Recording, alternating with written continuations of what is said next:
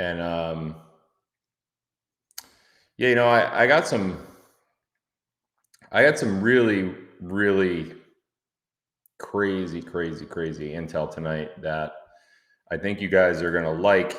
But if you're like me, it's also going to really piss you off.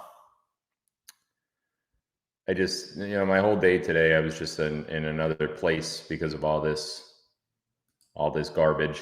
Uh, it's just, you know, at the end of the cabal is just a very tangled web of actions. And you really, what happens is you really start looking back at all the years that the cabal's been in control. And it really pisses you off, pisses me off anyway. Especially when it comes to stuff like this, because you could see now, well, after tonight's live, what I think you're going to see is that you're going to it's going to become very clear to you that the ball of yarn is not only loose, but it is rapidly unwinding for the cabal and for the deep state. There's things that you're going to learn tonight that when you first heard them, you probably didn't see them that way. And why would you, right? I guess that's why people like me exist, and that's why I'm here to do what I'm doing, to try to give you guys man, I just can't wait to get it out of my mouth. So without further ado, why don't we do some shout outs real quick? Tell me where you guys are from, and then we could just get right into it, because I'm dying to get this out of my system.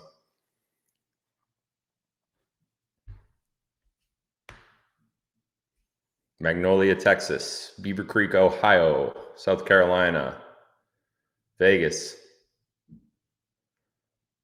Surprise, Arizona, Lake something, Texas, I don't know, Whitehall, Pennsylvania, Little Rock, Arkansas, Carolina Shores, North Carolina, Gainesville, Florida, Lehigh Valley, Pennsylvania, New Hampshire, Chicago, Rochester, Kansas, Bolus, Missouri, Real Lake Falls, Tiflin, Ohio, Cape Coral, Florida, New Zealand, Canada.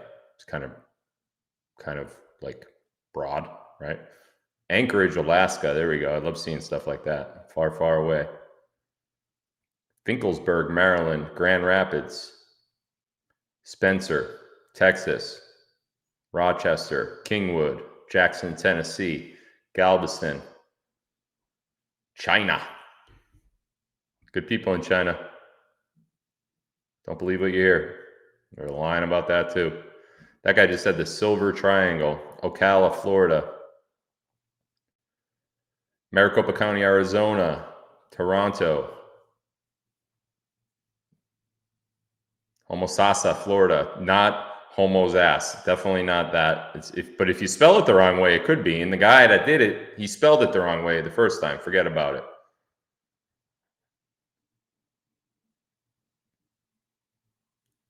Littleton, Colorado, Parker, Serbia. Really?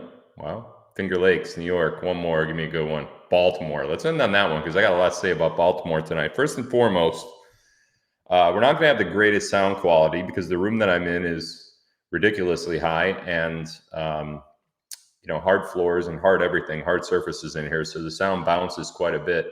That's number one. Number two, I'm in Havasu and I don't have any of my good equipment here. I am going to upgrade my equipment here. Just haven't been able to do that just yet. I'm only here for a short period of time, and honestly, I didn't think of it. But the next time I go live from Havasu, I'll have a very similar setup that I have back east. So sorry about the echo.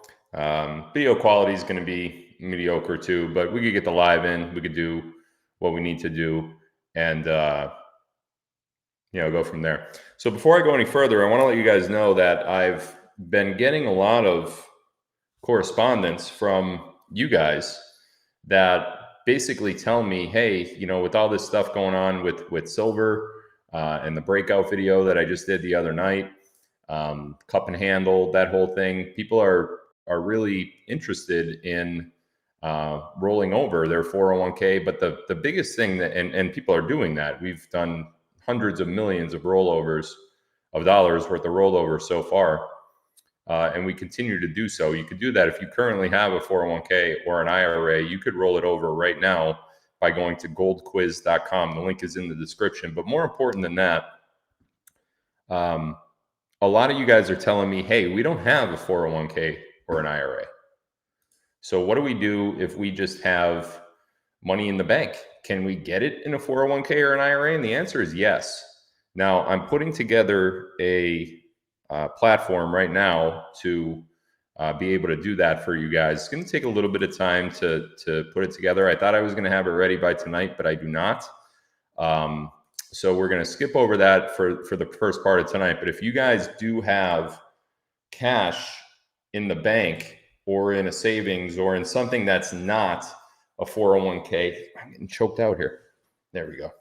Something that's not a 401k or an IRA, and you do want to put it in a 401k or an IRA that is backed by precious metals, we could do that.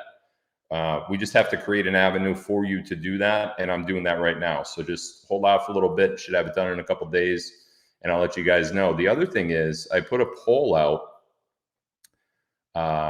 earlier today, and I asked you guys, how many of you have been told that you cannot roll over because you are under 59 and a half years old? And I'm just going to go look at the results of that real quick, because last time I checked, it was like 25% of you guys. And it got into the thousands, and the poll is still new. There's only been 11,000 votes so far. So yeah, some 2,500 of you have been told that you can't roll over because of your age. Well, that is a lie. That is a lie. If you are under 59 and a half, that doesn't matter at all.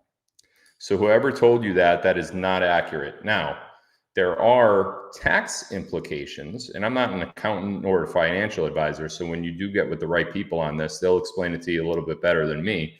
But there are tax implications if you're under 59 and a half, but that's only if you take a disbursement. That's not if you roll over. You could roll over and not take anything out, and there's no implication at all. So I think there's a lot of misinformation going on out there about this rollover process, and I am going to get to the bottom of it, and I'm going to make sure that you guys do have an avenue, because that's 2,500 people at least, and those numbers are probably way higher than that, because that's just a Telegram poll, and I don't have a lot of people on Telegram compared to my larger audience, which is obviously online. So people are lying to you because they do not want you to put your money in gold and silver, and that really bothers me, because if you don't want to do it, you don't have to do it. But if somebody else is telling you that you can't do it, and that's what's making your decision, and they're lying, that really angers me. So we're going to fix that. We're going to fix that up.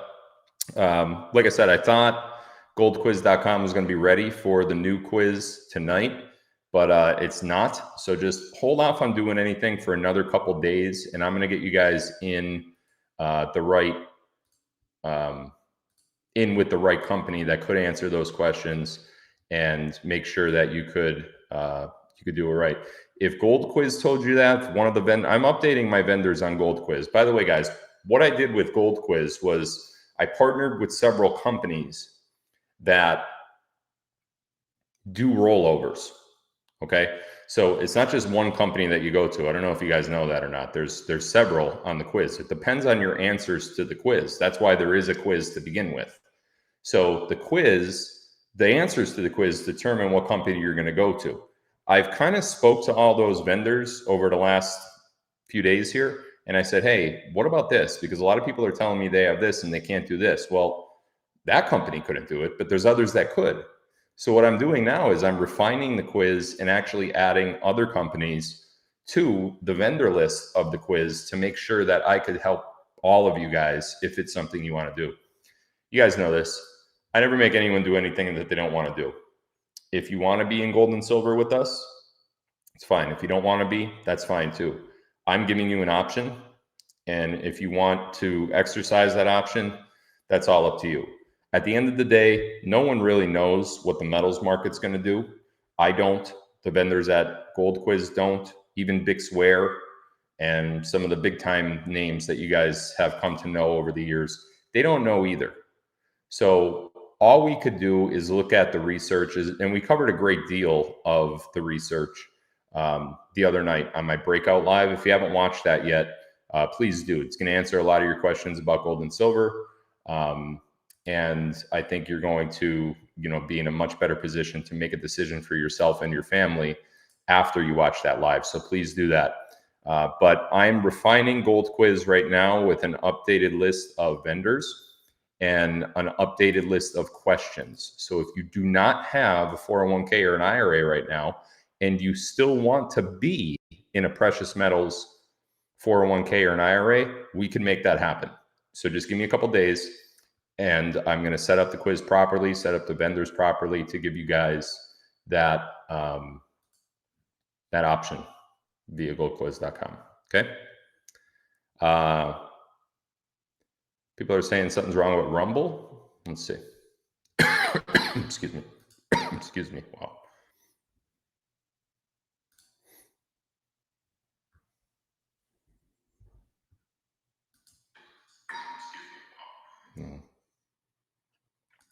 Yeah, Rumble's fine.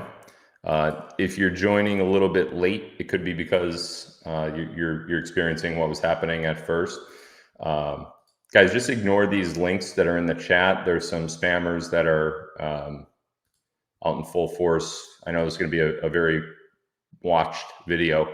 So you're going to see some links over in the chat. Do not click any link that's in the chat at all. There's no links that I'm going to be giving out tonight. These people that are spamming the Rumble chat room right now, they do not represent me. They have nothing to do with me. If you ever see somebody comment on one of your comments below the video on Rumble, and they're pretending to be me with some sort of weird long name with Phil Godlewski 6519232, that's not me, obviously. My username on Rumble is Phil Godlewski. No numbers, no letters. Other than that, no spaces, nothing. I know Q is probably down. I do know that. I forgot to send the guys at Q a message that I was going live tonight. Apparently I have to send the message every time I go live. So it's highly annoying. It should just work, but it doesn't. But they're working on it. They're going to get better over at Q as the time goes on. They're already getting a lot better. So if Q's not working, just hop over on Rumble. And if you are watching on Rumble, please hit that like button. It's a thumbs up button right down below the video. I like to do that because what we do is we show the disparagement between the thumbs up and the thumbs down. Thumbs down obviously are trolls and the haters that don't want you to listen to me. So trolls, make sure you hit the thumbs down button, but everybody else hit the thumbs up button. That doesn't give me anything monetarily, but it does help the algorithm, and it helps spread this channel to other users that are of a like mind as everyone else in our movement. I had some good news last week. I never really mentioned it during a live, but apparently I'm the #3 streamer in the world. That was cool. #3, I guess. Do I get an award or anything? I mean, I want an award. If there's an award, I want one. I like awards. I know I looked at some charts. I posted it on Telegram, but it was cool. And it's not because of me. I don't determine if I'm #3 in the world. If I did, I'd be #1 in the world. It's true. If I got to determine it, I would be #1. But you guys determine that because of all the views that I get and because of all of the correspondence that we get on our videos and all of that kind of stuff. So I owe that to you guys. And #3 is just the beginning. I mean, we're just starting here. I know it seems like I've been around for a long time, doing this for almost 4 years now. But who's #1 and #2? Bongino? I think, was either 2 or 1. And man, I can't remember the other one. It's a guy that does lives every single day, though. So of course you're going to have views when you do lives every single day. I mean, at most, what do I do at most? 3 or 4 lives a week at the most, in like the best possible time of the year.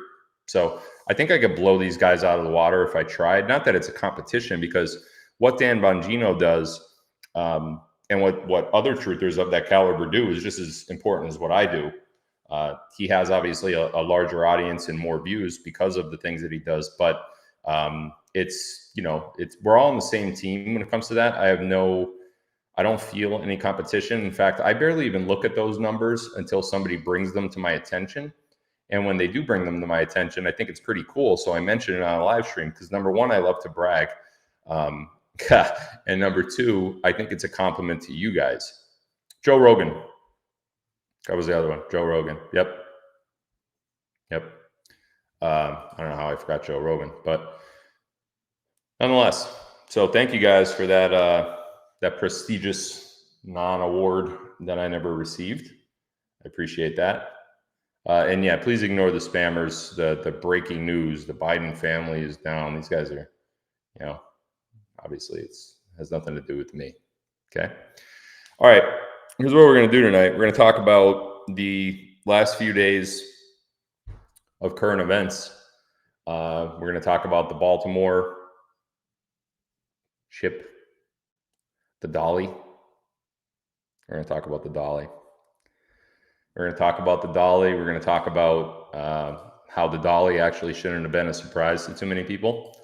And we're also going to talk about Diddy. If you think what's going on with Diddy is not relevant or doesn't necessarily relate to current events and our movement in any way, you are wrong. You're wrong. Somebody just said you're a 49ers fan, you're wearing a Dolphins hat. I don't wear hats to represent teams. I mean, sometimes I do, but I wear hats to coordinate with the outfit that I'm wearing. In this case, if you look at me right now, the orange in the hat as well as the green in the hat go with my tattoos, and the rest of the hat, the white and tan on the side and the black and the stripe that goes with my jersey. So I always coordinate the hat. It doesn't matter who's on it, unless it says like Joe Biden or Hunter Biden or something like that, and then I won't wear it. But I always try to, I know that's like really super strange to coordinate your wardrobe with your hat, but it is what I do. And I mean, if you want to think negatively about me because of that, you're more than welcome to do so. Because I don't care. Anyway, real quick news, and then we're going to hop into the live here.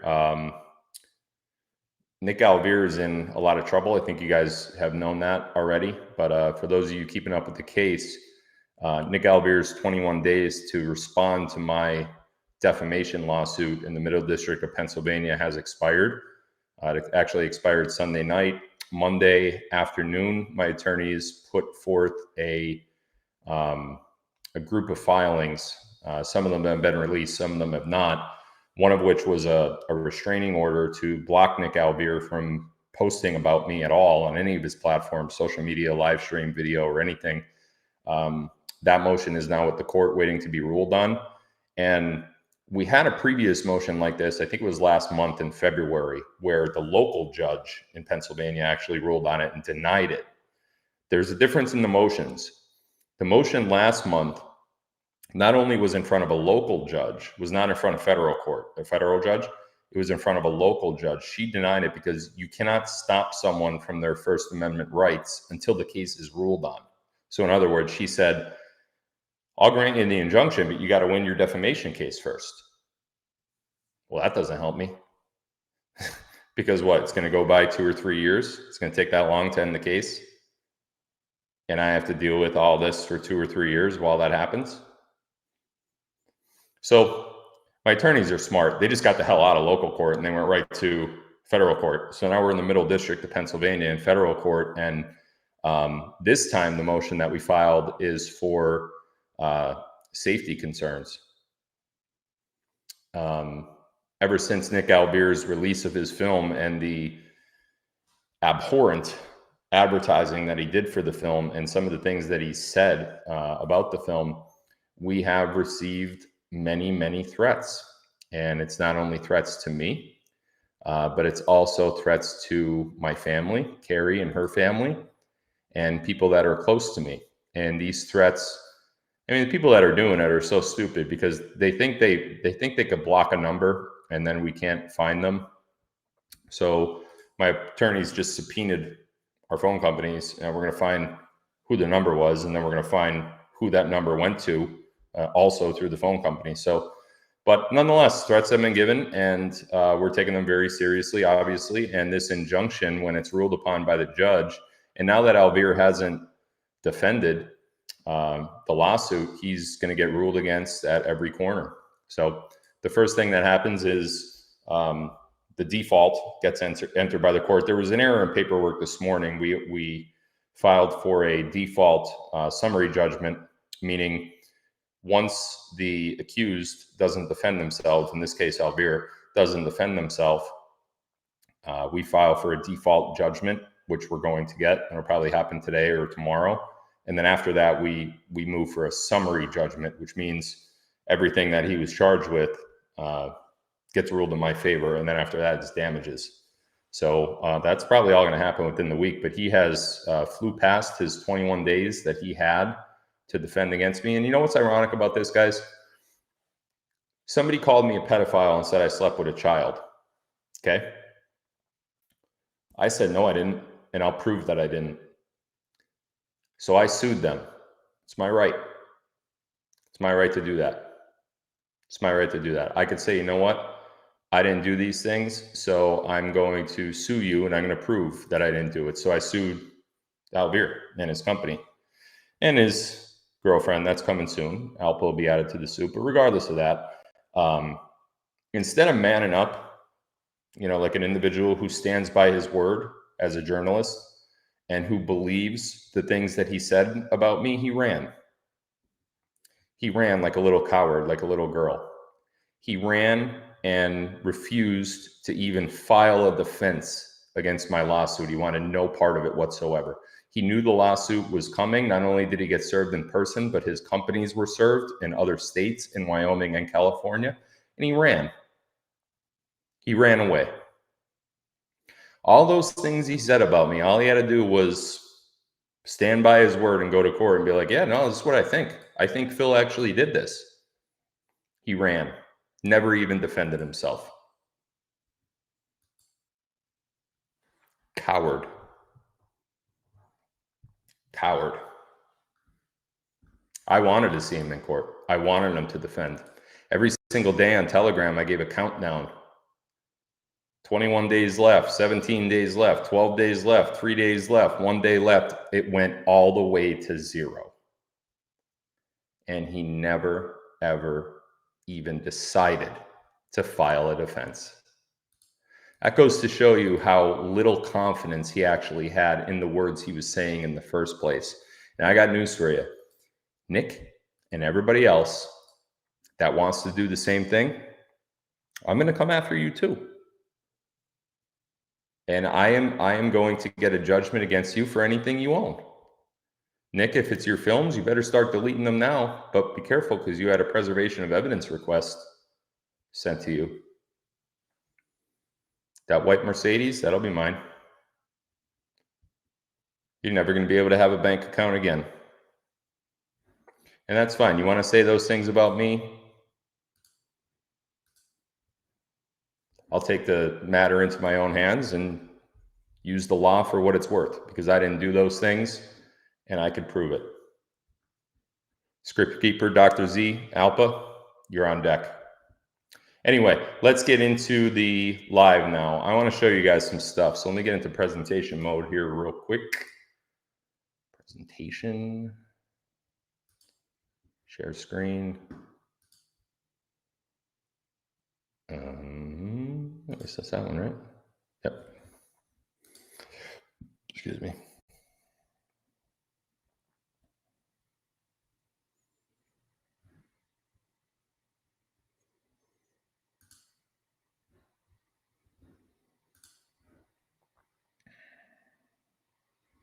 Okay.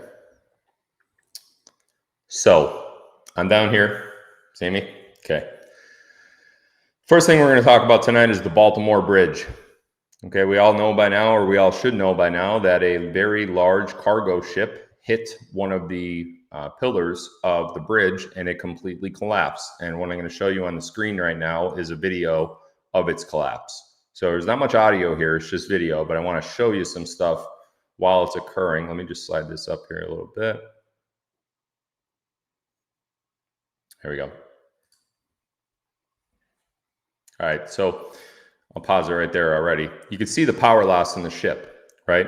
So it turns to complete dark right around as soon as the video starts. And the timestamp is up top. You can see when it was 3:26:24 at about 1:24 Eastern time. Okay, you could see that it has power loss. But here's what's interesting. The ship does have power loss, but if the ship is going in a certain direction, in a power loss situation, the ship does not turn.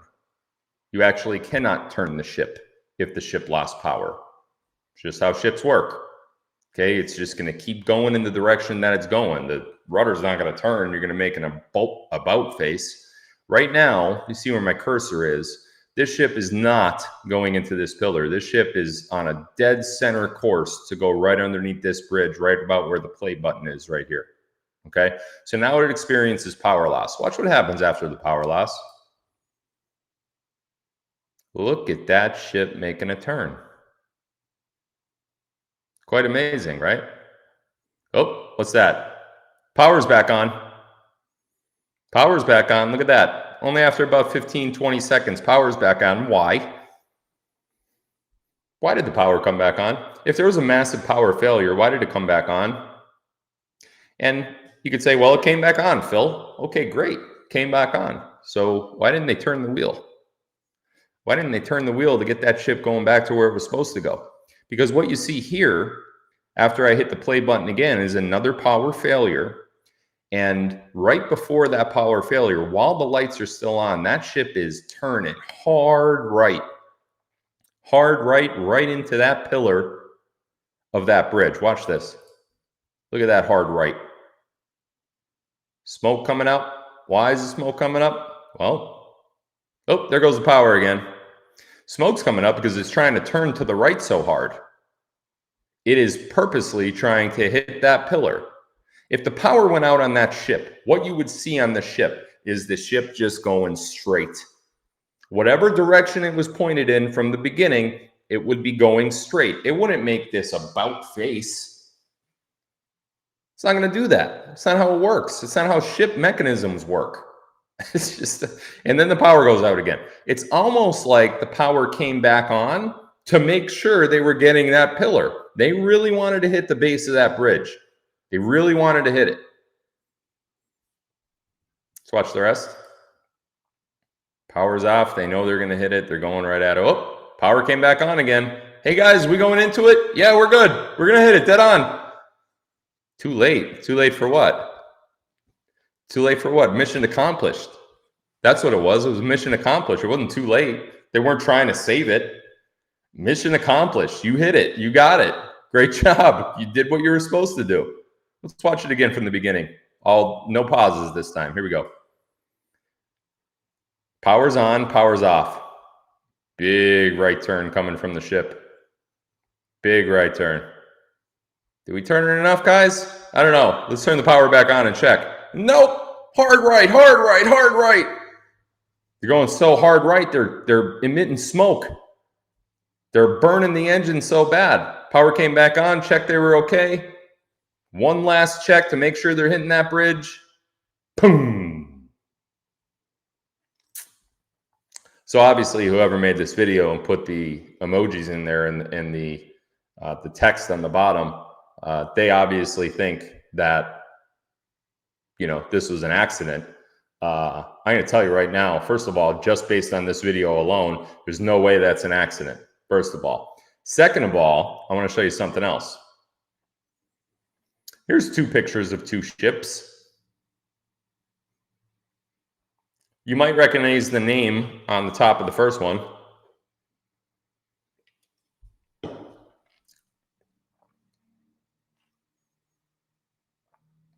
And then, of course, the second ship, that's the dolly. That's the dolly. That's the one that we saw go into that bridge, the base of that bridge. Boom. Hard right, hard right, hard right. Smoke starts going off from the engine room. Turn the power back on. We can't see if we're going the right way. Power on. Okay, yeah, we're good. Power off. Boom. And then the person that made the video said, oh no, it's too late.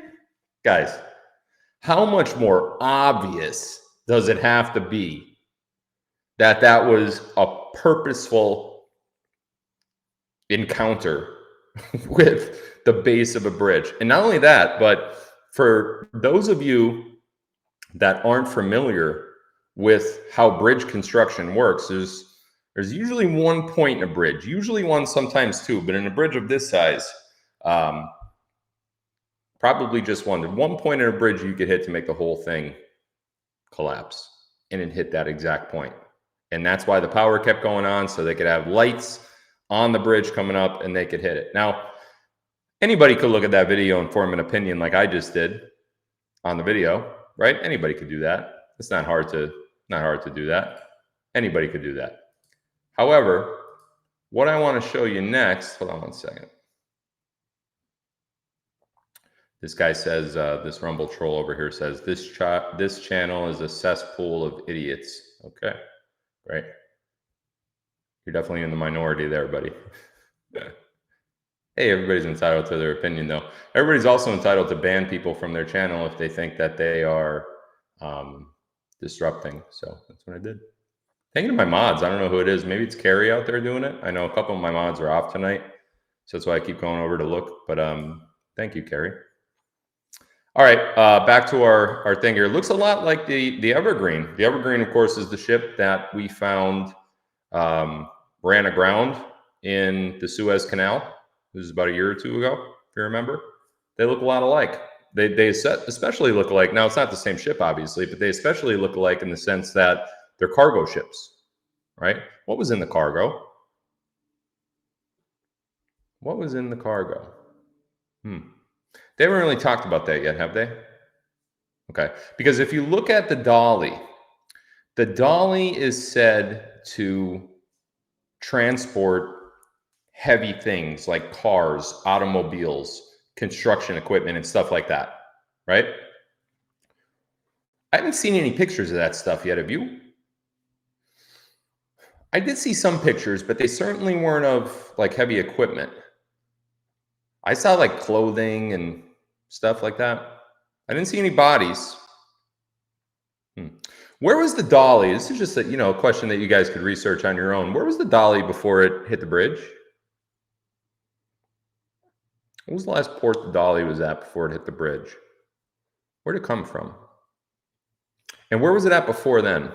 What else is interesting about those areas that it was in? Anything interesting about those areas that it was in before it hit the bridge? You think those cargo ships are empty? Let's go back real quick. Cargo containers, I should say. Let's go back real quick and look at the movement of this ship. This is a ship that is said to have vehicles and heavy construction equipment on it, right? Let's see how quick that ship made that about face right turn. We know it made it quick enough to make a billow of smoke come out from the smokestack, right? It probably blew the engine to smithereens. But let's see how quick a ship supposedly so heavy was able to maneuver that about face right turn, because it did it awful quickly, didn't it? Let's watch it again. It is going right now. You can see it already making a right turn before the power went out. Let's watch that again, actually. Well, we'll do it at the end. Look at that ship turning. Big ship with all that stuff on it. Power comes back on, still making that huge right turn. Thick smoke coming from it. Look at that right turn, that big, heavy ship, which was already pointed in the right direction to clear the bridge. All within a matter of, what's that timestamp up there? That stops at 1:28:01. 1:28:01. It's obviously AM, right? When did it start? 1:24. So that's about a 3.5 minute turn. from a ship so heavy that was already pointing in the right direction. I don't know if it was that heavy. I don't think it had those big things on there. I think it had some other things on there. Actually, I don't think it had anything at all on it. And when I say I think, it doesn't necessarily mean I don't know. That might not just be my opinion. Might not be my opinion. One more time. Let's watch it one more time. Big cargo ship. Look at that. It's already turning before the power went off. Why? You are on a perfect trajectory to go right here through that bridge. Right here. Look at that hard right turn. Do they think we're stupid? Come on. Jeepers. Oh, lights are out. We going in the right way? I don't know. We think we are. Turn the lights back on. Okay, they're back on. Boom. Yeah, we're good. Shut the lights off. Listen, it's a tragedy for the people of Baltimore. But if we watch one more time, how many cars are on the bridge? I see one car going. There's a couple more coming from the right. They speeded up here a little bit. Look at those cars. Looks like all the cars are off the bridge. There goes one more going there. Here comes one. Thick smoke coming. Those cars are going. Any cars on the bridge when it hits? There's one right there. Is it going to make it? Is it going to make it? Yep. Uh-oh, here come a couple. Are they going to make it? Yep. There's no cars on the bridge when the bridge collapsed. There were no cars on the bridge when the bridge collapsed. So we're just destroying infrastructure in Baltimore. Why? There's the Evergreen. There's the Dolly. Look at that. All those big containers with heavy equipment. Interesting, huh? You want to know something else interesting? Let's dive a little deeper, shall we? What was the name of the ship? It's something I put on Telegram. For you guys that aren't on Telegram yet, you really need to be. Telegram it's just another social media app. It's kind of like Facebook, Instagram, Twitter, kind of like a mutation of all of those. But it's based on chat rooms. So I have my own chat room. It's private. Only I can post there. But I have another chat room too, which everybody goes to, right? That one has 50 or 60,000 subscribers and everybody talks all day long. It's an open chat room. Talk about what you want. We keep it private so other people can't join, but we open it up every now and then. If you're not on Telegram, you're missing stuff like this. Like this is a post that I made right after the ship hit. And an interesting thing that I said in this post was, what was the name of the ship? What was the name of the ship? Could the name have been changed just prior to or even after it was set to hit the bridge? Maybe, right? Could have changed the name. Was that ship that we saw hit the bridge even the Dolly? Was it even the Dolly? Was it something else? Was it a different ship that we just said was the Dolly? I don't know. What was the name of the ship? It was the Dolly. Could it have been changed? Maybe. Why this bridge? Lots of bridges. Lots of bridges in Baltimore. Why this one? Let's look at another video here. This is supposedly the debris field of the ship collapse. Let's take a look. Oh, certainly looks like the Dolly, doesn't it? Doesn't it? Wait, let's go back to that ship of the Dolly. Picture of the Dolly. Oh, well, if you look at this photo here, you can see right here, it's Dolly, right? And you can see this thing right down here. And if you look at the contour of the ship, it looks like it's under this area right over here. It looks like a little bit of a drop off. The Dolly photo is not so much where it's painted up here towards the front, but kind of like mid front, like right around here. Look at that video. Oh, wait a second.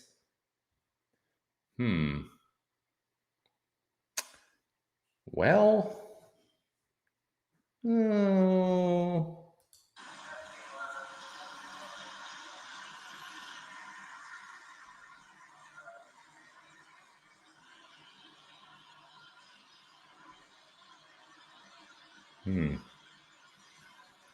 It's right there. We got like a little cross thing. All right, we'll keep that in mind. And there's the name. Okay, looks like it's above this little, looks like an exhaust vent of some sort there. Okay.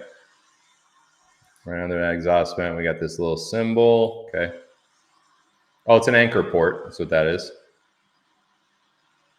Kind of right up at the tip there, though, right? Here's the tip of the boat right there. There's the anchor. On the other side. Right? Yep, completely just wrapped right into that. Okay, I want to look at that photo one more time. Yeah, it's not the same boat. Sorry, it's just not the same boat. What do you want me to say? It's not the same boat. Look at the debris field picture and look at this photo. This boat is longer, much longer. This is a much longer boat. What are you telling me, that they took the word dolly and they moved it? They put it way up? Because really, honestly, this anchor port should be up here according to what we just saw, and this should be up here too. That's how close it is to the tip. Okay, it's not. It's moved back. Is it the same boat? I don't think it is. I don't think it is. I don't think so. Look at that dolly. Look at that right up there against the.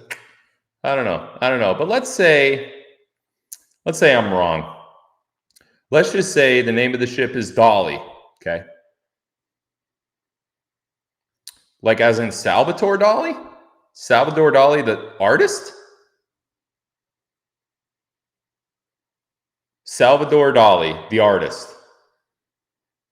And one of his most famous works is called The Broken Bridge and the Dream. Broken Bridge. Salvador Dali, The Broken Bridge. Wait, what?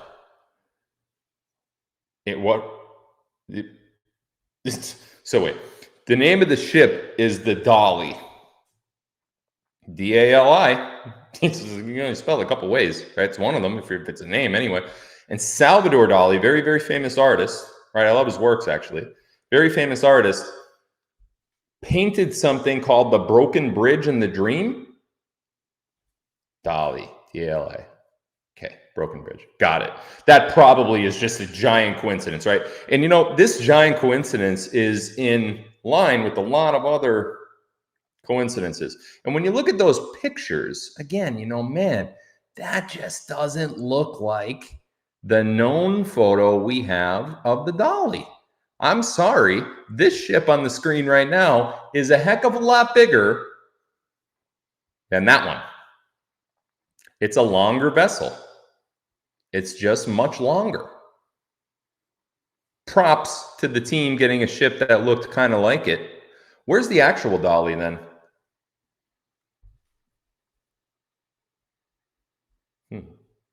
Where's the Dolly? And don't tell me it's in the harbor of Baltimore. So back to my original question, where was the Dolly supposed to be before it went into this bridge in Baltimore? You don't believe me, huh? You think that's the Dolly? You still think that's the Dolly, and this wreckage is from the Dolly. That's what you think? Okay, gotcha. Even though Salvador Dali, even though he painted a picture called the Broken Bridge, you still think, gotcha, it's fine. It's fine. Don't worry about it. Don't worry about it. You could totally think that. Okay? So the other day, also on Telegram, this is another reason why I think it's important for you guys to get on Telegram, but the other day, this was the day before the bridge, the day before that we found out about the bridge. Okay, I'm pretty sure it was 325. I actually added the 325 in there. This is again on Telegram. Once we found out that P. Diddy, and by the way, we got much more on P. Diddy later in the show. Once we found out that P. Diddy was apparently jetting for Cape Verde because they don't have extradition out there. We'll talk about that in a minute. I put this post up on Telegram in regards to the report that you saw above about Cape Verde. This one is shocking to me. Shocking. This was just, if you look over here, 7:34 p.m. This is about, what's that? 5-6 hours, about 6 hours before the ship went into the bridge in Baltimore. Shocking. Now, there are times that I make typos. Yeah, everybody makes typos. Not everything could be a comm, right? I know you guys want everything to be a calm, but not everything could always be a calm at all times, right? So I posted this. Again, this is from my Telegram channel. For those of you not on Telegram, you really should be there. I posted, this one is shocking to me. Obviously, I meant shocking. If True Diddy has always been one of my favorite artists, I was not aware of his involvement in sex trafficking. I also don't have any confirmation about the above. Eyes on the... Okay. Shocking. Do we remember what Q said back in March 3rd, 2018? Do we remember that? Because I remember it. I remember it daily. Post 831. In the first quarter of Q's posts. It's like 4,000 posts from Q. More than that, actually. I think it approached 5 over time. Where we go one, we go all. Misspellings matter. Sentence formations matter. Misspellings matter. I'll be a son of a gun. So if misspellings matter and I were posting something that was purposely misspelled, let's just pretend. Okay, we're just going to play pretend. You know how you used to do when you were a kid? Or like Nick Alvear, he pretends that the law doesn't apply to him. Kind of like that. So let's just pretend for a moment that the misspelling that I did here was intentional. Can we pretend? Can you give me that? Can you give me that? Okay. Let's say that was intentional because Q tells us that misspellings matter. Okay. Shoiking in simple gematria equals 95. Why does it equal 95? Well, you see it right there on your screen. S, first of all, simple gematria, the letters stand for numbers. Okay, so A is 1, B is 2, C is 3. You could actually see the C in shocking right there, or shoiking in this case, represents 3, A, B, C, right? All the way up to Z, they're all assigned their own letters. It equals 95, simple gematria. 95, shoiking. Shoiking, I didn't think it would be Diddy. I was shoiked. So shoiking in simple gematria equals 95. What else equals 95? Well, it's time equals 95. Tuesday. Emergency. Does that...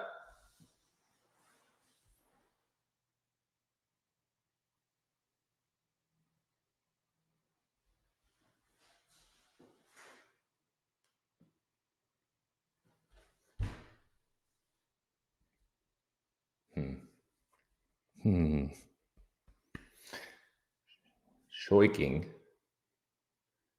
Baltimore are both 95. Wait, when did I make that post? Hold on a second. I made that post on what day? Oh, the day before. The day before the bridge. 6 hours before the bridge, shoiking. Misspellings matter. Shoiking equals 95. But what the... How could... Now how... Oh, wait. I know what you're saying. That's coincidence. It's coincidence, Phil, because you're a grifter. I got you. Just coincidence. Yeah. Just like the coincidence that we had above, right?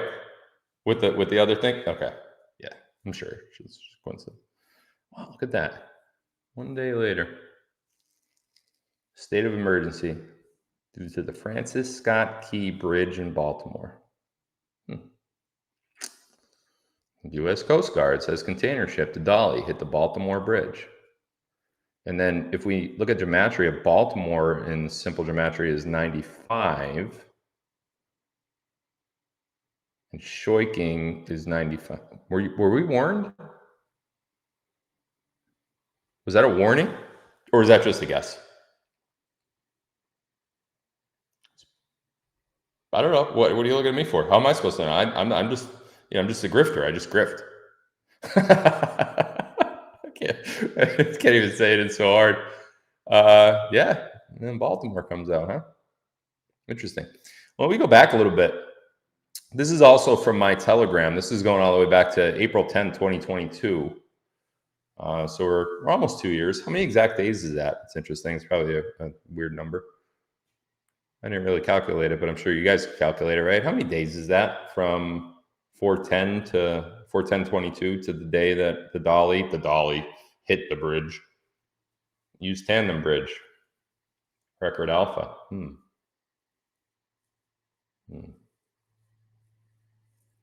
Slow, soft exit beneficial. Enter detour.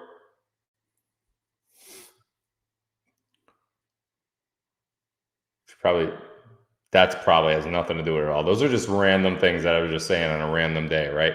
Activate step 5, release random variable, slow device flipped, stow device flipped, slip onto rear data entry point. Rear data entry point, interesting. No request necessary, use tandem bridge.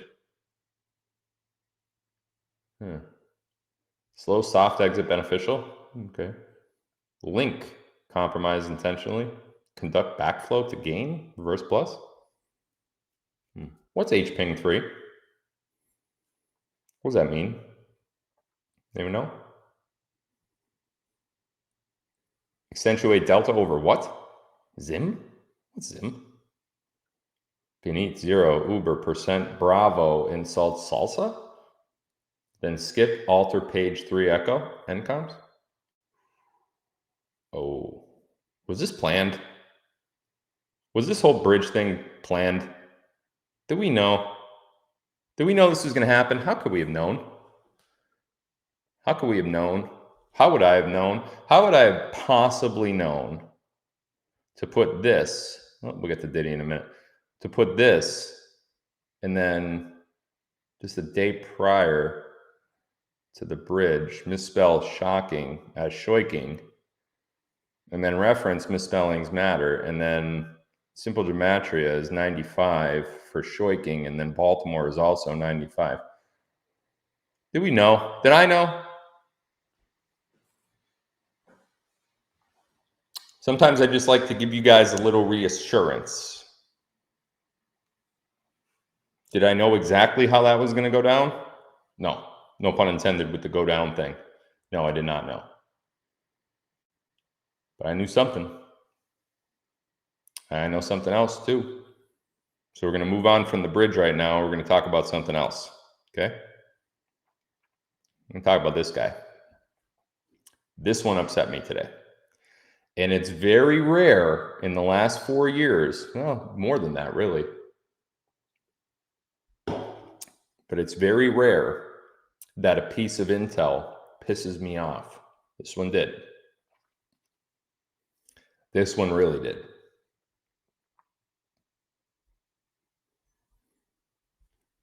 So the story, of course, is that Diddy's homes in Los Angeles and Miami were raided. And Diddy is involved in pedophilia, and Diddy is running, and his sons are arrested, and there's tunnels and all this stuff. That's what they're telling you in the mainstream media, right? He's taken off to Cape Verde because they have no extradition. He's on his private jet. Yadity, yadity, poopity blue. Right? And for a short time yesterday, I thought that too. Because I didn't have prior intel on this one.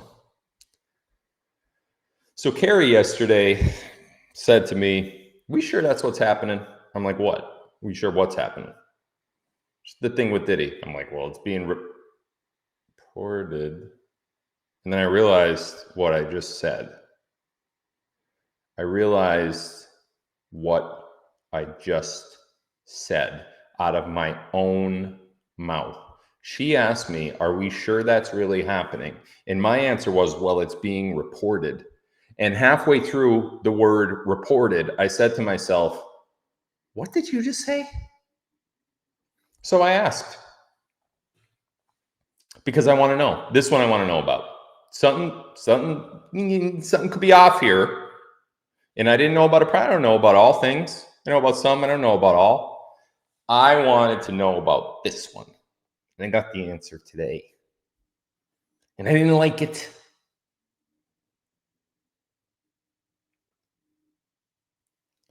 Let's watch a quick little video. This was from several years ago. You could tell the difference in Diddy then, a much younger Diddy. This is from quite a while ago. Let's see if I could turn this up. I don't know if you could hear it or not. If you can't, it's not a big deal. But here we go.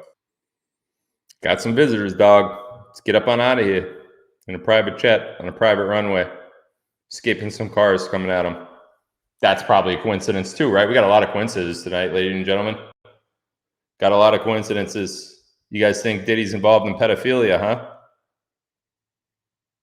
Did they get you? Do you believe that?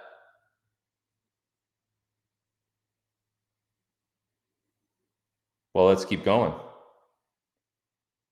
You might not like the answer to this one. And I'm about to lose it right now. I'm about to lose it. I get that. I'm getting that feeling again where it just angers me so much. But, you know, I reel it back because, again, it's the unwinding of the ball of yarn, right? It's not only loose, it's like coming off and it's burning as it comes off, right?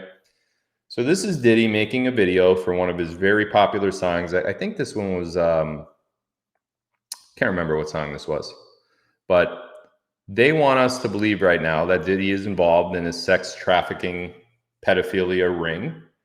And, you know, when we look back at some of the stuff that Diddy has posted in the back, this is just one of them. I could sit here and put up about 10 more that were just like this, where he referenced the raid on himself. But this is just one of them. So let's go on. First of all, let's paint the picture of recent Diddy. This is all recent years. This dude was not a political activist, right? This dude was a rapper, and he was a badass rapper. Bad Boy Records. You know, he's a billionaire. You know, he's the richest rapper ever. Not in terms of net worth, because there are others that are richer than him. Jay-Z is one. We're going to talk about him in a little while. Kanye is another. Kanye is also a rapper. Dr. Dre. But Dre made his money with beats. Made a lot of money in rapping too, but he made billions with beats. Kanye made his money in his clothing line primarily. Also his records, but his clothing line primarily. Diddy made his money rapping. And then from rapping, he obviously went to Ciroc Vodka, Sean John, you know, where. But this guy was the cream of the crop in the rap industry.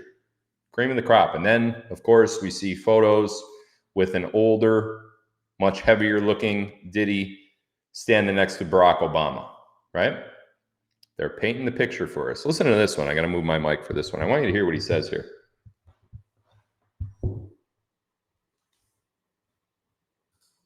You want to be the president of the United States? You call your man. Call MTV. We're going to give you a platform. We're going to give you a way to speak because you on to something, kid. Well, you on to something. You making sense to me. You got me. I am franchised. I'm not disenfranchised no more. And we're going to keep it nonpartisan, but we got to applaud when somebody's making sense. Because we've been all around, all over, speaking to politicians, and this is what we call real talk. This is what peace. Now y'all understand why we vote. We're going to edit everybody else ass out and just going to get. Yeah, there you go. Thank y'all. Thank you. And I just want to say how much I appreciate Puff Daddy for doing the kinds of work that he's doing, because he doesn't have to do this. But this is part of what is important about giving back. You don't have to do this? Is that what he said? He don't have to do this? Oh, yes, he does. Now, interesting little tidbit there. Diddy, back, I think this was Obama's first term that he was running for, did a thing with MTV. It was called Rock the Vote. And Diddy's purpose for Rock the Vote and MTV's purpose for Rock the Vote was to get primarily the black voting community out and vote. They want people to vote. Whole big millions of dollars went into this Rock the Vote thing to get people out to vote. You know what the numbers ended up being? No one went. The numbers were lower that year than they were for all other years. Why? Because the election was rigged. So why is Diddy going out there, rock the vote, let's get the numbers, we want all the people to vote, everybody vote, let's vote, standing next to Obama? Why is Diddy doing that? Diddy is a record producer. Why are you getting involved in politics? You know?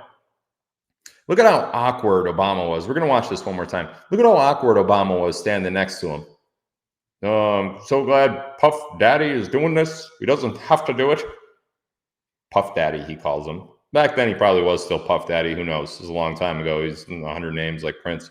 But let's watch it one more time. And I want to apologize for not sweating, but I do this so much. I'm so cool. I just want y'all to see everybody I'm interviewing is sweating. I'm not even touching my brow. I'm so cool. And I want to apologize. I ain't trying to make you look bad or nothing like that, but I'm just so cool. We t-shirt. I tell you, if he was wearing one of those fancy designer clothes he's designing, he'd be sweating just like me. The guy's good.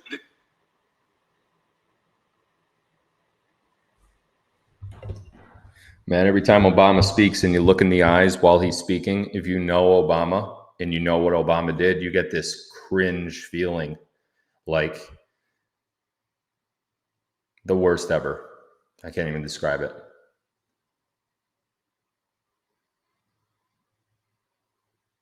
So why would Diddy, a successful businessman, a successful rapper, and now went on from rapping and is producing, he has people, Young Jock. Remember Young Jock? The one that is going down, meet me in the mall. It's going down. Who remember? Did I just hear that song recently? I heard that song somewhere. Meet me in the trail. It's going down. Remember I made a big deal out of It's Going Down? Because everything went down the next day. Remember the down detector, Facebook, Instagram, everything went down except Twitter, of course. But remember that? Young Jock. You know who he sang for? What was that one line in the beginning of the song that Young Jock said? You guys hated that song. You're like, why are you playing this song? Why would you play rap? You always play Johnny Cash. We want more Johnny Cash. We want the guy that says, feel it still. Remember that? You guys gave me hella flack for that song. You didn't like it. Stop playing rap, Phil. I'm not going to tune in anymore. Yeah, right. You're here, aren't you? Why do you think I played that song? So that was Bad Boy Records. That was Young Jock who actually, you know what? Hold on. I'm going to have to put it up. Hold on a sec.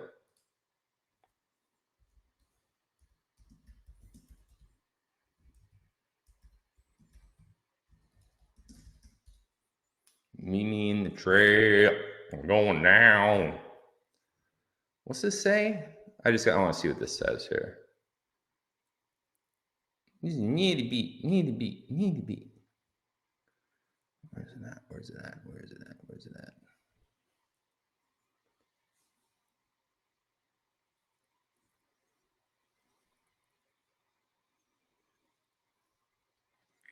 Okay, Bad Boy Records, New York City. It's going down. Produced by Nitty. Oh, this is going to give me a hard time, isn't it? Because it's on here.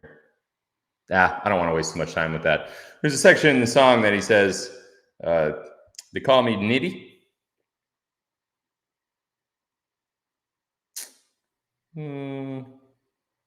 Did he really say Nitty? Or did he say Diddy? I don't know.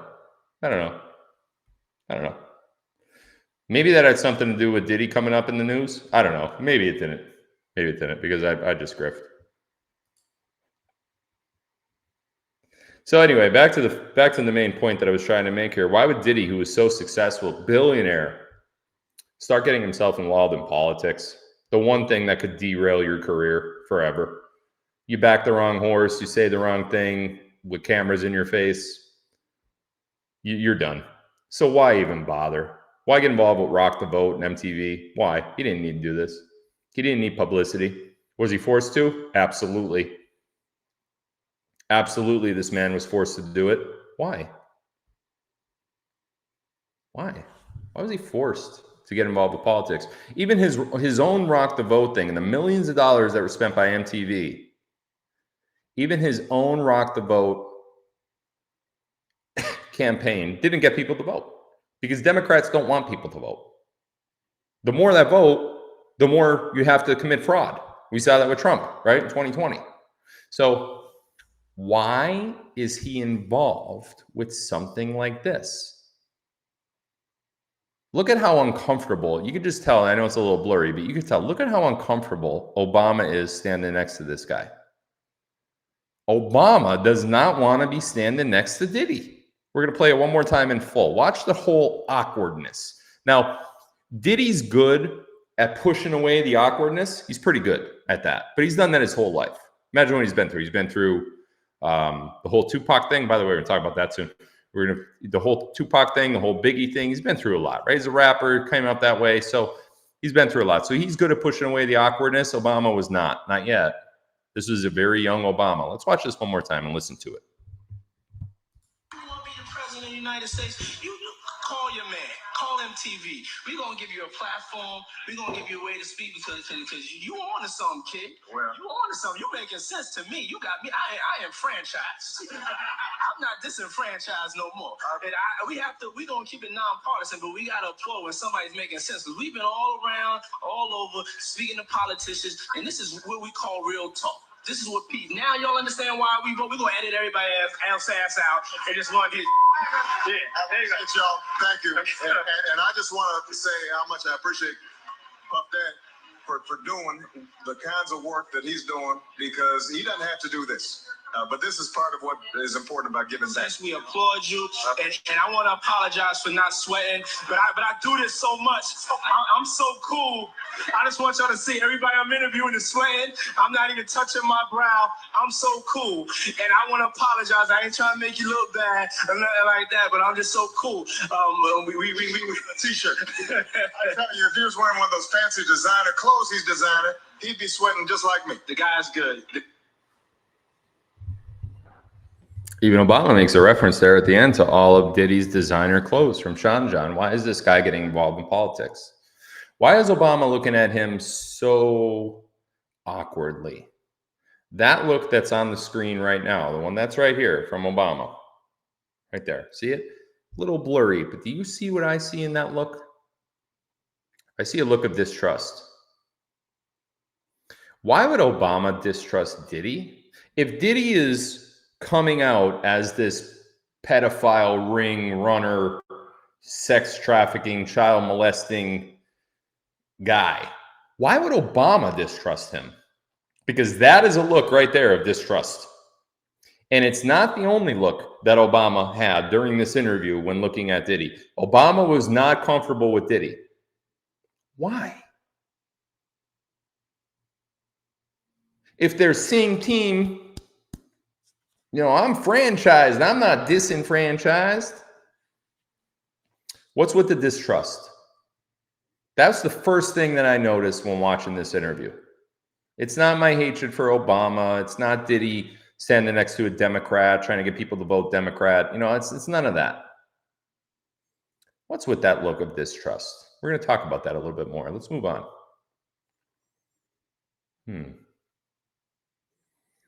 Here's another one from 2017. Interesting date there, September 15, 2017.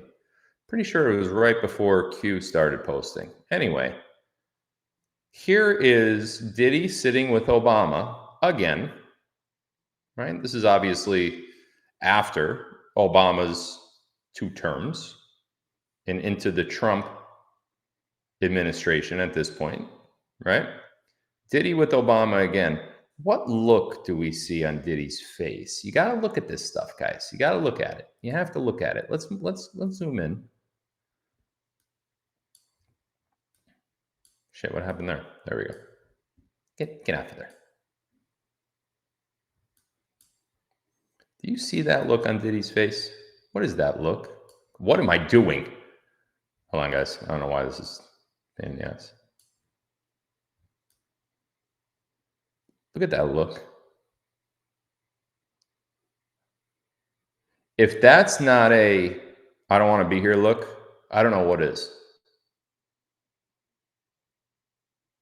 What could they possibly be talking about in 2017? Think of the date, September 2017. This is going on a full year of Trump's term. What did Trump do in 2017? What did we talk about many times in this show? He did his world tour. As soon as he got in office. Inaugurated in January, boom, world tour. The capitulation tour.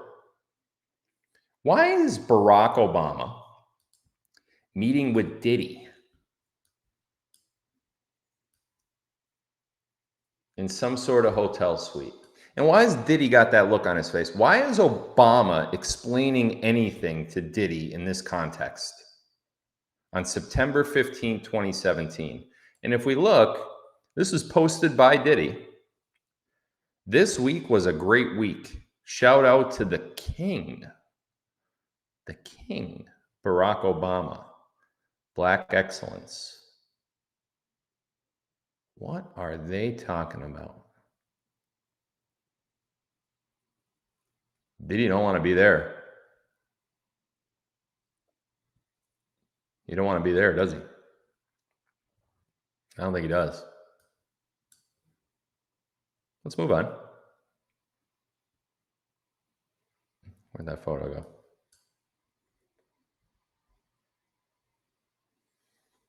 Hold on, guys. I'm missing a photo now. Let me get it back on the screen.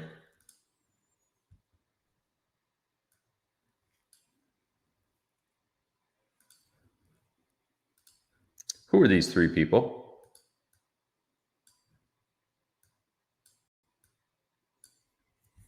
Who are these three people? And what on earth do they have to do with what we're talking about right now? Well, obviously one of them's Diddy, right? Who's that guy on the right? Is that Tupac? Pretty sure it is. That's Tupac Shakur, right? Who's that guy in the middle there, though? Who's that guy? Well, let me tell you who he is. His name is Keefe D. Dwayne Keefe D. Johnson. We're going to take a look at Keefe D. Let's take a look at him.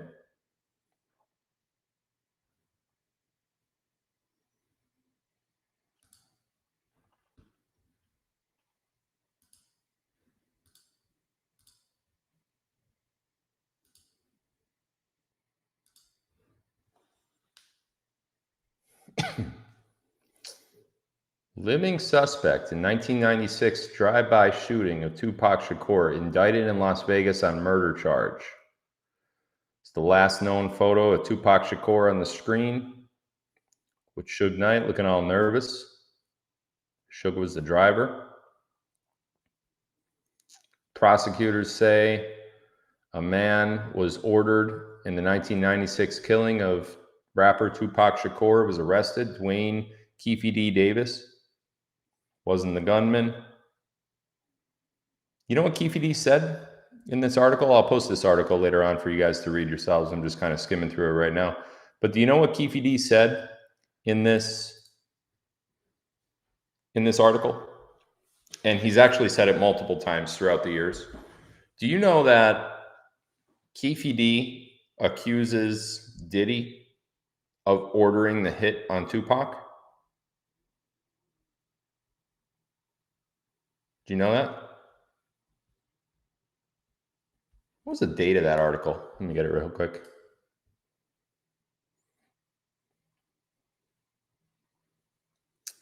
That was September 29, 2023. So let me run a timeline here for you guys, okay? Follow me.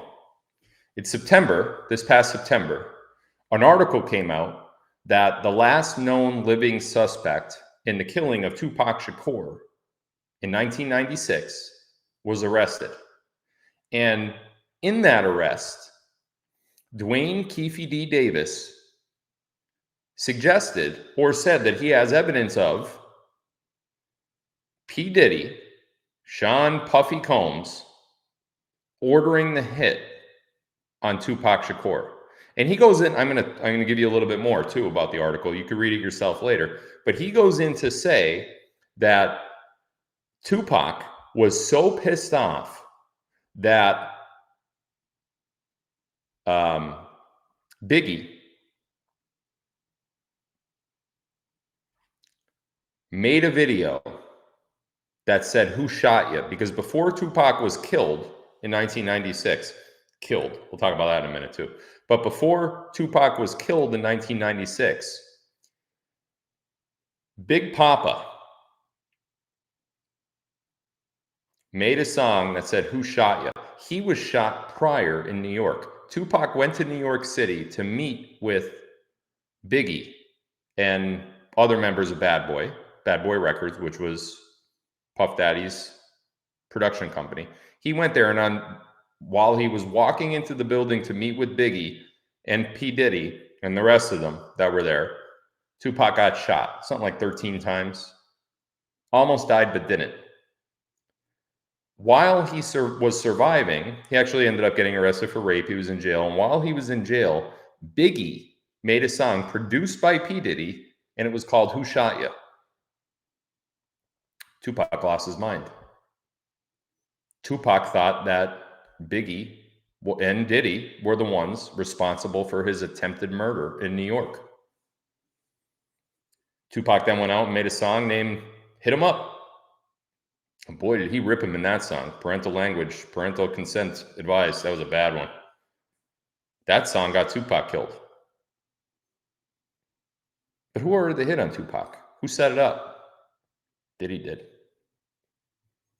You know who knew that Diddy set the hit up on Tupac? Eminem. Listen to some of Eminem's lyrics. He talks about Diddy ordering the hit on Tupac dozens of times in his songs. Dozens of times. And he always says at the end, you know, Diddy, I'm just playing with you. No, he ain't playing. Eminem knew. Diddy ordered the hit on Tupac. Why is that important? Because here's why it's important. It's important because they knew that he did it. They knew. The rap industry knew that Diddy ordered the hit, and it got to the cabal. And who were members of the cabal at that time?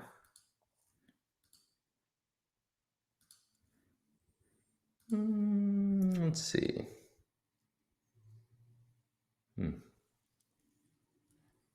Hey, Jay. 50 Cent getting a little trolling in here, huh? 50 Cent says, here's Jay-Z, last reported seen waving at Puffy's jet, LOL. Hey, Jay, you knew about Diddy ordering that hit, didn't you? You knew Diddy ordered the hit on Tupac, and what'd you do? You roped him in? You roped him in with your cabal people, and you said, you're ours now, otherwise you're going to jail for the rest of your life because we have the evidence on you? And what did you make him do? What'd you make Diddy do? You made him run your child pedophilia rings, didn't you, you scumbag? And what, now you think he's your fall guy? No, he's not your fall guy. You might think that now, but he's not. What's your net worth? I don't know why the images are doing this. $2.5 billion? What? How do you have a net worth of $2.5 billion? Because you didn't sell Beats to Apple like Dre did. Dre's got a net worth around there too, but he sold Beats. What'd you do? You had Rockefeller Records and you haven't made a record in how long? How you worth $2.5 billion? Oh, listen, I'm not criticizing anybody for being a billionaire. Trust me. Jay-Z, Eminem, white, black, I don't care. I'm going to be a billionaire. I know a lot of people don't like that either, but it's going to happen. If he built his wealth to that extreme, good for him. 2.5 billion though? Through rapping? In mostly the 90s? Because back then, money wasn't what it is now. So, you could have a very lucrative rap career back in the 90s and only be worth like tens of millions. Where are you getting 2.5 billion? That's 999,999,000 times 2.5. 2.5 billion. Why is 50 Cent trolling you? What happened with this situation? So, Puff Daddy, P. Diddy, produced a song called Who Shot Ya, sang by Big Papa himself. That song got on Tupac's nerves. Tupac went out and made a song, Hit 'Em Up. Diddy, specifically Diddy's mother, started getting death threats. And you know what Diddy did? He turned to his cousin in New York, who is now dead from cancer. But he turned to his cousin in New York and said, you know what? This guy's going to kill me because of that song. We need him taken out. Diddy ordered the hit on Tupac, and he executed it. Not himself, but he executed it. And ever since that time, Diddy has been a controlled puppet of the cabal. Why? Because Dwayne Keefe D. Davis told pretty much the whole rap industry. Eminem knew about it. 50 Cent knew about it. Guess who else knew about it? Oh, and by the way, this guy right here that's worth $2.5 billion. Yeah. Yep. He likes that symbolism. Loves it. He'll flash it. In fact, this article that I have on the screen right now, he was trying to trademark it. He wanted to take the Illuminati symbol and make it his own. That is the Illuminati symbol. Jay flashes it everywhere he goes. Want to know who else flashes it? His wife. She don't care. She's comfortable with that money. Give me that money, 2.5 bill. Give me that money. Give it to me. That's going to be a meme. Take it out of context, of course. These two, who were heavy, heavy Illuminati from the beginning.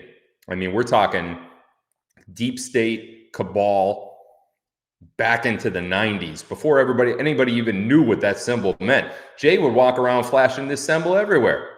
Look, you think this guy, who's this? Reverend, I can't remember, Jackson? I don't know what his name is. Who cares? But this guy don't even know. He don't know what that means. He's like, oh, that's Jay's symbol. Yeah, let's flash it. Right? He don't know. You don't know, Jay-Z was so deep with the cabal, and he found out about Diddy, and he said, you know what? We got the goods. We got the goods on you, Diddy.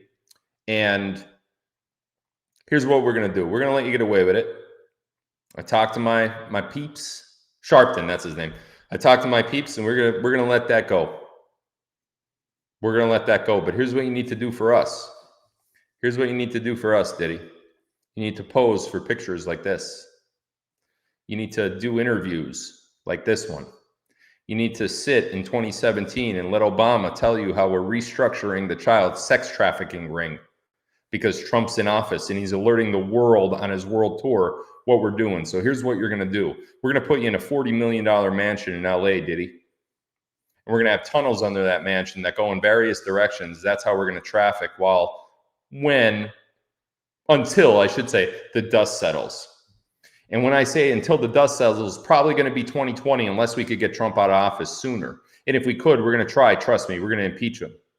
We're going to try his head of the NSA, Michael Flynn. We're going to charge him with treason. That's what was going on in this meeting. Diddy's sitting there like, I sell vodka. I don't. But nonetheless, Diddy, this is what you're going to do. And by the way, if you don't do it, we still know that you ordered the hit on Tupac. Yeah, we have all that.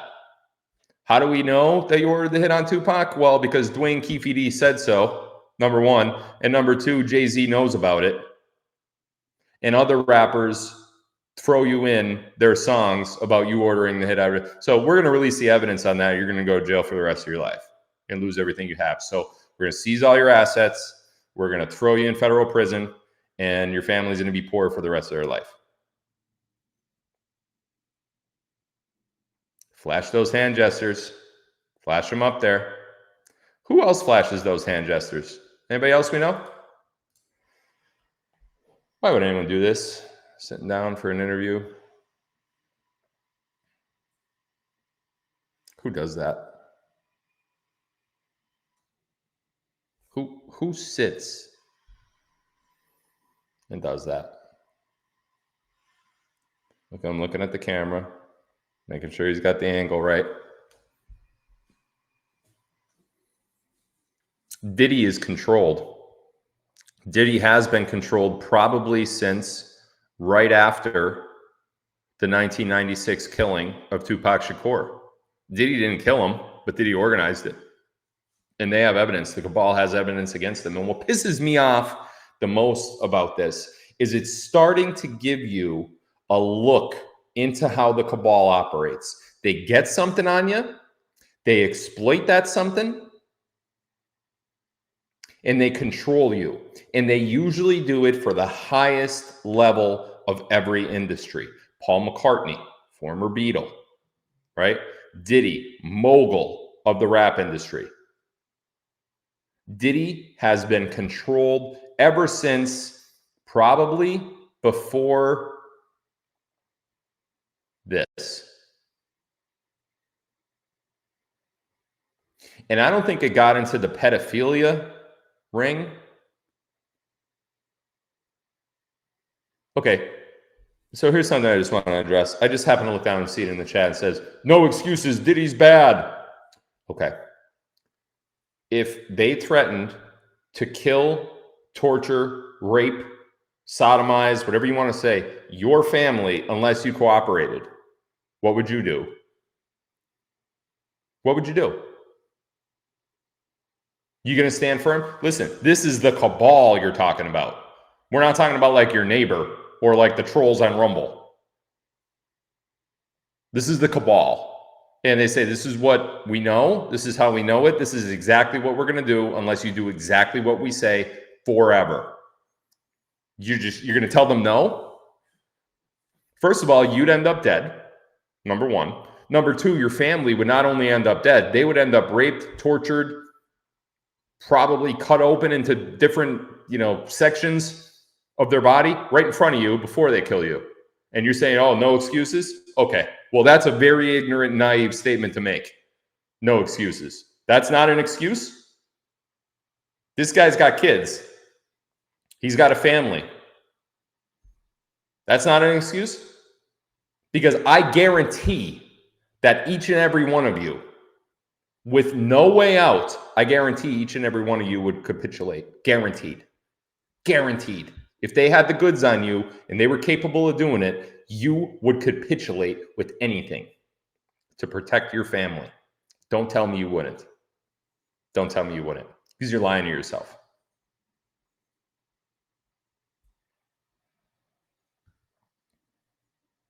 There is no excuse for committing murder. I agree with that.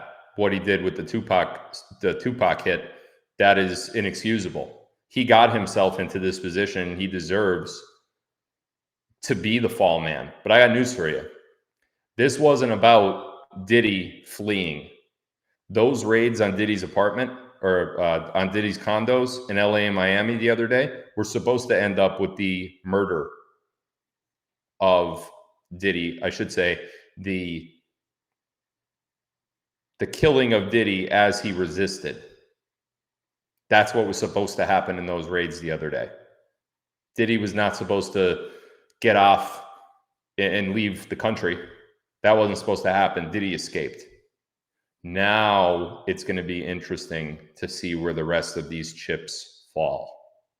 Because I've been telling you guys all day yesterday on Telegram, I said, where is this guy? Where's he at? Where is she? Where are you at, Bonnie? Where are you at, Clyde? Where are you guys at? Are you somewhere? Where are you? Oh, Beyonce's family secretly left LA overnight following a series of rumors related to the Underworld video. Where are you guys going? Where are you going, Jay? Jay, where are you going? You want to flash us? Flash us your hand symbol again. Did you get that trademark, by the way, Jay? How about you, Bonnie? You want to flash us again in Super Bowl? Throw it in our face? Oh, now you're leaving? Where are you going? Where are you going? You go to Cape Verde? No extradition? What's going on? Oh, they didn't kill Diddy? What do you mean they didn't kill Diddy? He's supposed to be dead? Diddy was supposed to be dead because he resisted arrest by the feds? He came out shooting? Came out shooting at the feds, and what happened? He wasn't there? Did he get tipped off? Did Diddy get tipped off and flee before you guys could kill him? Is that what happened? And now what, Jay? You panicking? Because that looks like a face of panic, Jay. I can smell it in the dreads. Those things never smell good. Hey, B, where are you going? You going in that plane? Getting out of there quick, huh? Why? Does Diddy have something on you guys? Is Diddy cutting a deal? Wait, let me guess. Hold on. Is Diddy now, after all of these years, he was supposed to be your fall guy. He was going to be the guy that ran the sex trafficking rings and the pedophilia and, oh, by the way, look, he killed Tupac. All of this was going to rain down on Diddy's head and his family, right? And we know it's true because he got in a shootout with the feds when they came to arrest him for it. But he got away, didn't he? He's alive today? Uh-oh. Well, that complicates things, doesn't it?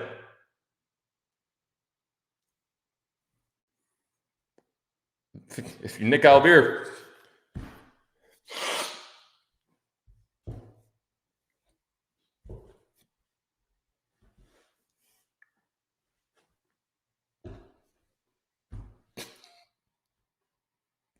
snort coke on a live stream and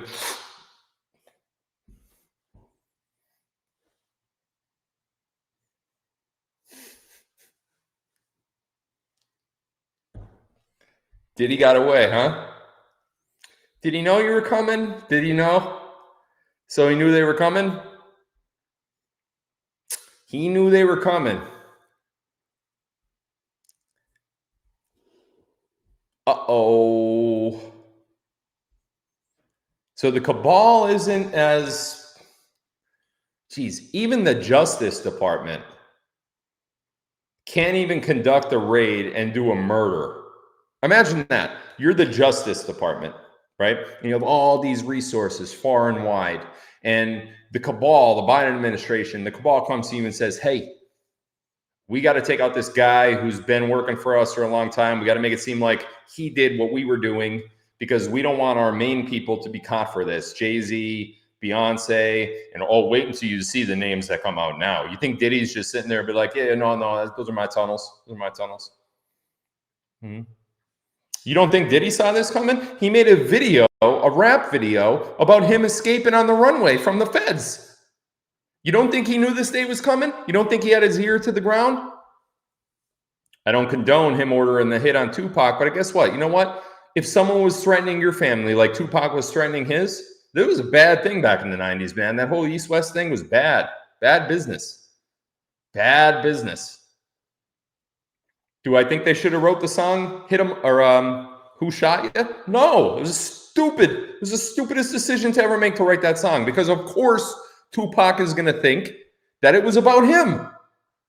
And, of course, as soon as he gets out of jail, especially with the backing of Suge, they never thought he was getting out of jail. That's the thing. And then Suge Knight went and posted this huge bond and made a deal. Suge Knight controlled all of the cops back then, back in the 90s. He got him out of jail and then, boom, hit him up. Diddy got scared. Tupac started threatening Biggie, started threatening Tupac.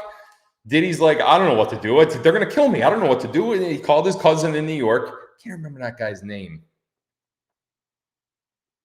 Oh, it'll come to me, I think. But he had a cousin in New York, and the cousin was really tied into the mob, really, really deep. And the cousin set up the hit on Tupac.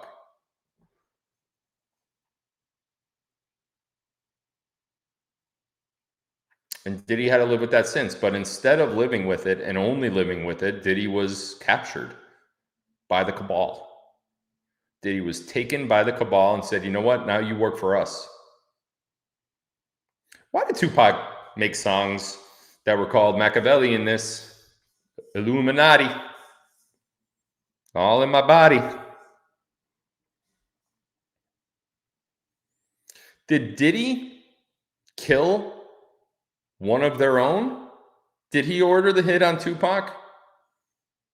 And Tupac was Illuminati? And then they're like, you, now we got you, now you are ours.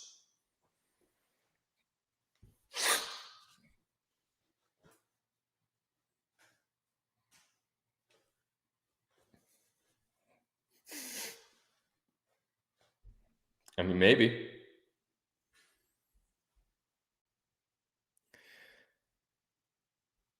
To put a little bow on this,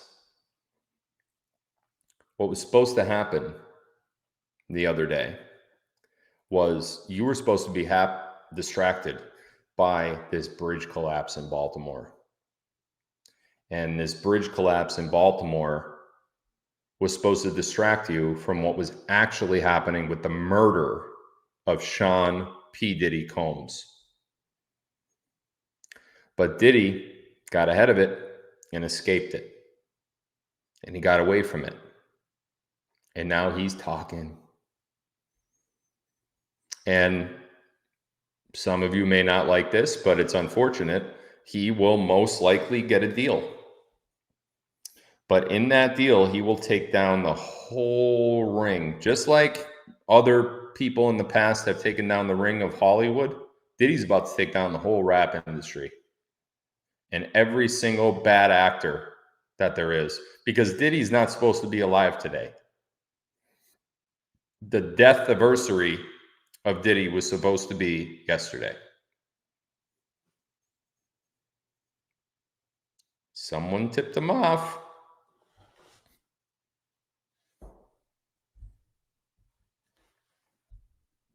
And he survived.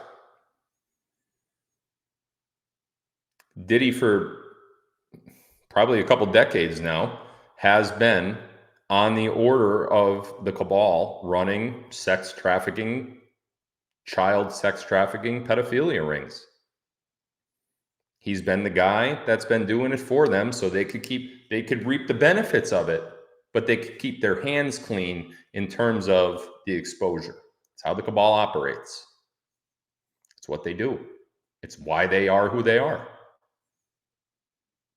And he was always meant to be the fall guy.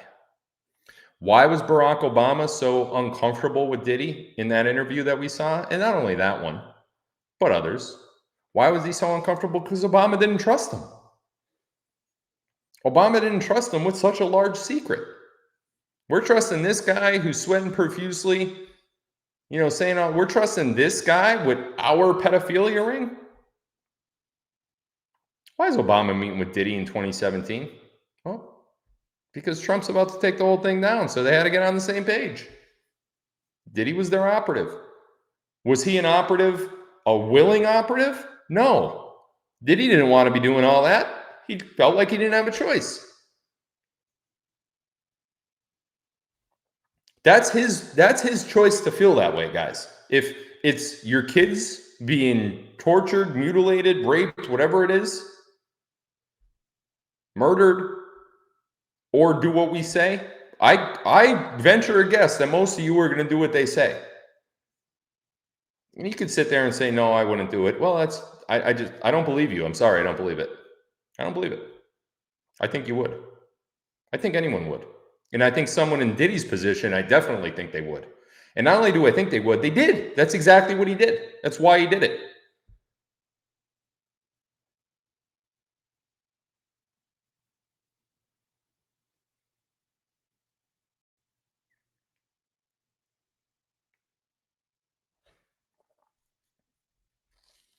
You think Diddy's the only one that was in this position, that got himself into this position?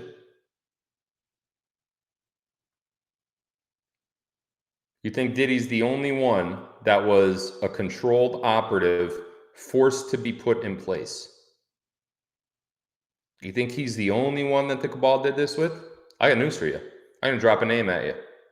And when I say the name, you're going to see how Diddy's story that I just told resembles this other story, Jeffrey Epstein. Does it sound amazingly familiar? Epstein's put in a position and he's forced to do certain things for a certain industry. The Hollywood elites, the royals, the government. Epstein's doing it over here, right? Diddy's doing it over here for the rap industry. So we got these multiple different industries operating at the same time in the sex trafficking and child trafficking industry.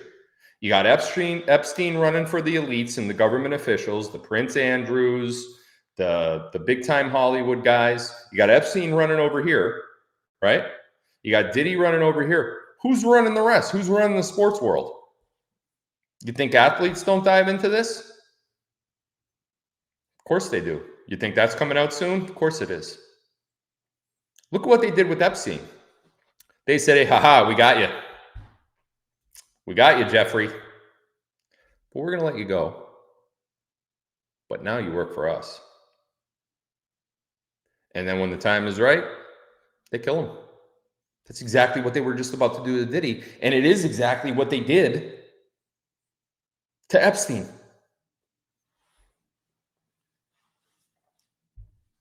It's so predictable, it's almost funny. And then I go back to yesterday or the day before, whenever Kerry said, "You sure that's what's happening with Diddy?" And I said, "Well, the news is report." And then I said, "Wait a minute.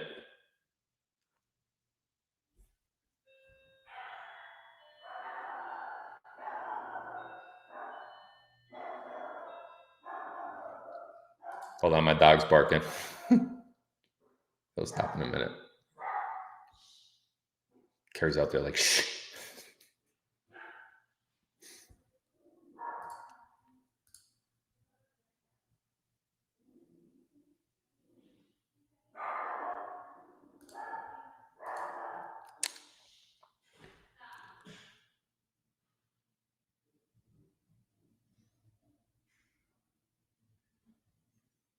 Hey, listen, guys, I'm reading some of the comments here while I'm waiting for the dog to shut up. I understand. You listen. You're free to say it's a moot point. Diddy is bad. That's fine. You could say that. I'm not even sitting here saying he's good. What I am saying is that what you are seeing is not the truth. Yet again, what you are seeing is not the truth. What happened? For example, let me just give you another example. What happened with Kobe? Kobe Bryant.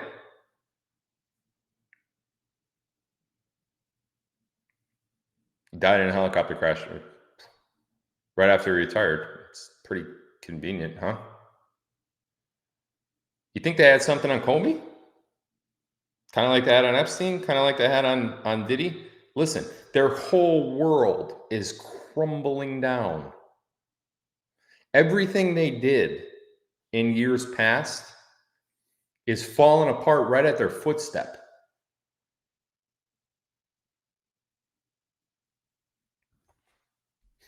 Let me give you some clues, okay? If there is a key player in this global pedophilia, sex trafficking, child trafficking ring, and it's in a major industry, okay? The person who is running that industry is going to be, for example, if they're in the rap world, they're going to be one of the top earners in the industry, hence Jay-Z, hence Beyonce, hence Diddy. Diddy just turned out being the fall guy for Jay-Z and Beyonce.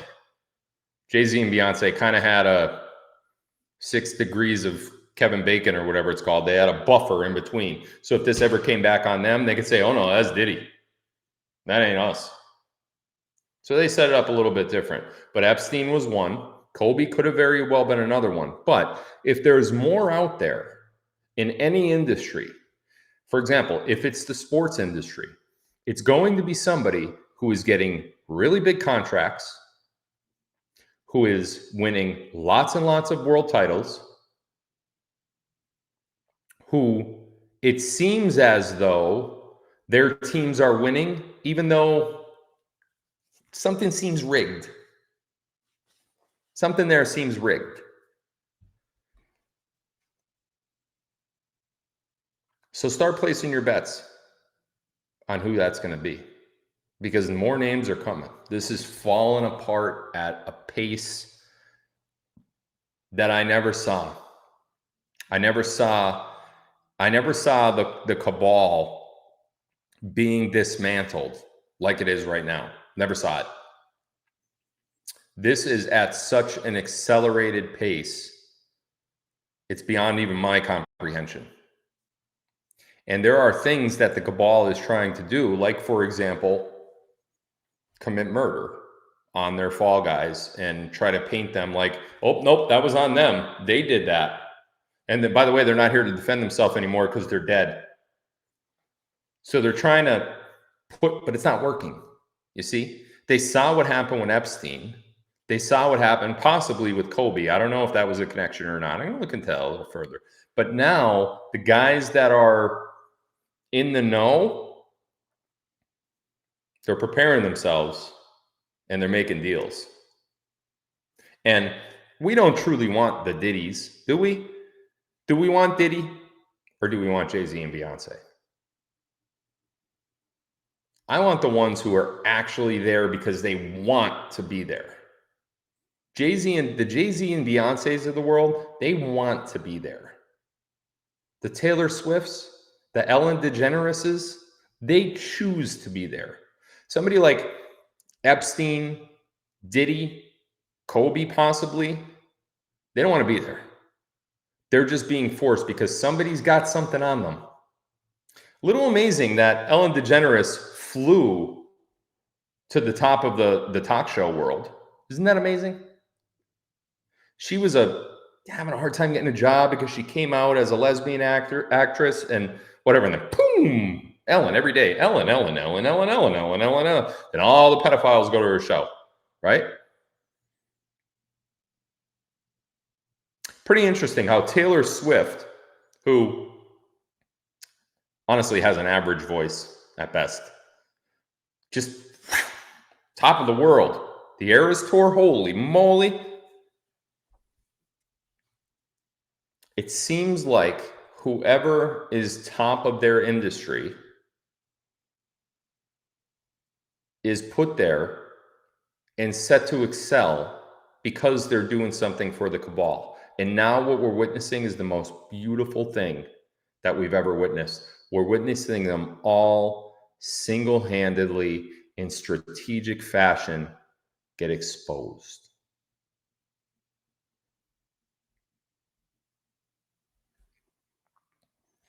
There's more. There's many more names.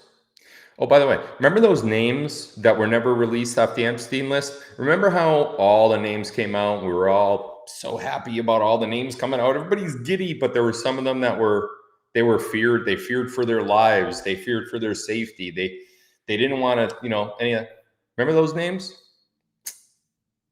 Some of them are in the news. And there's going to be some more. All right, guys, that'll do it for tonight's show. Thank you guys for tuning in. I hope you understood everything that we went through tonight. If you are watching this video on Rumble, please give it a thumbs up. If you're not registered on Rumble, you should be because it's free. Please follow the channel. That's free too. Give it a thumbs up. Let's help the algorithm with the video. I'm almost on 2 million thumbs ups from registered users on Rumble. So please, if you're watching on Rumble, give it a thumbs up. Even if you're not watching on Rumble, head over to Rumble and give it a thumbs up. That always helps. And for those of you that are still looking into getting your wealth into gold and silver, I'm working on it. I hear the feedback. I understand there's many of you that haven't been helped yet. I'm going to help you. I'm going to give you an option to do so if you want to do it. So that's coming probably within the next day or two. When I do have it ready, I will post the video on Rumble and on all of my other streaming platforms. It's probably not going to be a live video, but I will post it for you guys as soon as I get it out there. Okay.